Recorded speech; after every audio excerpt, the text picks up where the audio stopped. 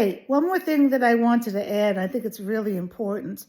I've been watching a heck of a lot of YouTube videos from surgeons all over that are expert surgeons for parathyroid disease. What kind of surgeons are they? Well, my surgeon is an endocrinologist, oncology surgeon. And it's important, evidently, to get a surgeon that is very experienced in doing this, because a lot of doctors don't know about it, and these little nodules, they sit right by some important nerves. But the thing I wanted to say was, I listened to the UCLA surgeons the other night, and they said, a lot of people don't want to get this surgery, because, who wants to get surgery, right? But they have done research, and let me put this little doggy down. Whoopsie. They have done research, and people that get the surgery are less likely to get bone fractures than those people that do not get the surgery. Because if you don't get it, that's the only way you can cure this. If you don't get it, your body's going to continuously produce more calcium to go into your bloodstream. Look at it this way. The glands are like the thermostat in your house, okay? If it's a summer day and it's really hot, so you have the air condition on, let's say, 70, and all of a sudden you're like freezing to death because you look and it's like 50 in your house, the thermostat's not working right. And that's what's happening with your body. These glands are not working right because it has a tumor on it. We don't know why that is. And it's just sending out more calcium, okay? And it's going to your organs, and that's not good, all right? And it could also go to your heart. I forgot the technical term. You get some calcification in your artery or something, That's not cool. So I wanted to share that with you. And I really want to encourage you, again, if you have these issues, particularly I think with the body aches, the joint pain, knee pain, or if you, like I started getting itchy maybe a year ago, like on my hands, and I was like, I don't have any food allergies, and it came up just like that. And it's always been in the back of my mind. These are like subtle signs that something's not going right. Go to your doctor again, have them do the complete blood work that you get done every year, supposedly.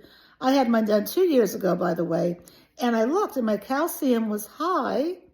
It was like 9.9, which was like on the borderline of being over too high. And now 2 years later, it's 10.5.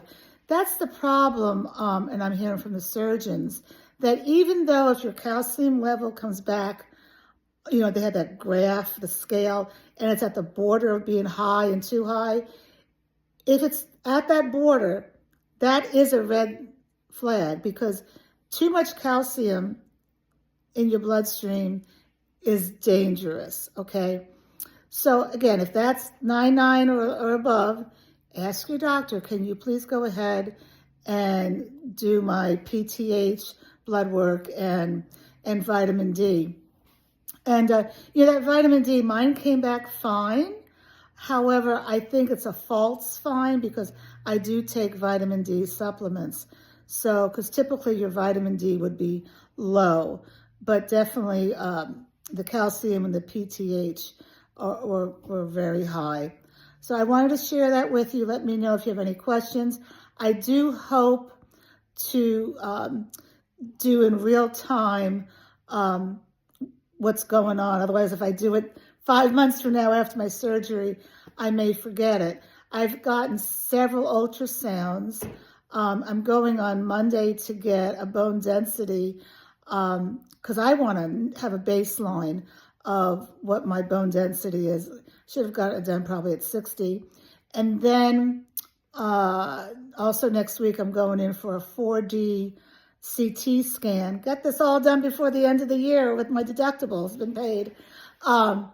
And the surgeon wants to do that because she cannot see by looking at the ultrasound which of the 4 glands is angry, because I have such big nodules here. So she's hoping the 4D scan can help her. If not, when she opens me up to take my thyroid out, she'll have to, visually see and decide which ones to take out. Again, you have 4.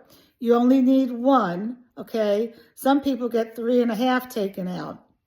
But it is crucial for your life, because if you don't have something putting calcium in you, you're not gonna have calcium, and that can cause everything from seizures to not so serious stuff. But these glands regulate so much in your whole body. The body is it's incredible.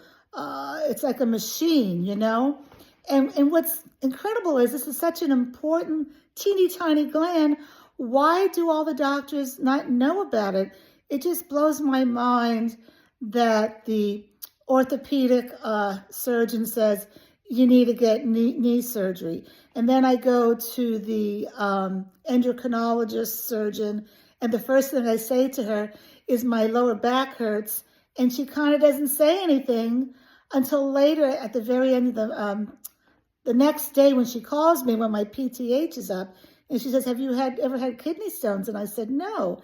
I mean, I know that they're specialists, I get that, but I wish that doctors would work holistically, because the backbone's connected to the knee bone, hip bone type of thing. It's all interconnected, all right? And again, please pass this on, because there are people out there that, they say that only 1% of people are diagnosed with this disease, but that's because those people or doctors caught it, okay? And they're saying it's much higher, but there's people walking around out there and just are saying every day they're just feeling horrible, and they're just blaming it on arthritis or old age.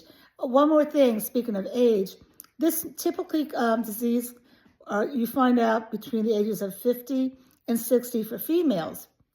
But men of all ages get this, and females of all ages. I'm reading there's a 20-year-old girl that went through this, that's on this Facebook page. So really, you need to be proactive for yourself, because, the doctors, I always say doctors don't know everything, but it's because they specialize in one thing, right? They're very smart, but they only specialize in one thing. So you also, excuse me, need to be proactive. All right, that's it.